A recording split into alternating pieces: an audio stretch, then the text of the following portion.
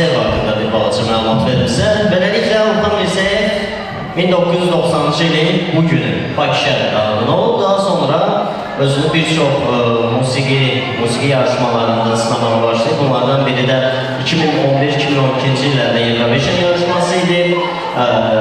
Daha sonra bir çox efirlərə dəvət aldı Orxan Mirzəyev. Binə Mədəniyyət Mərkəzində çalışmağa başladı və bundan sonra Binə Mədəniyyət Mərkəzinin tədbirlərində canla başla çıxış edən Orxan 2013-cü ildə ilk kiçik konsertini keçirdi. Daha sonra 2014-cü ildə də yeni solo konsertlə çıxış edir. Orxan Mirzəyevin bir çox nailiyyətləri var.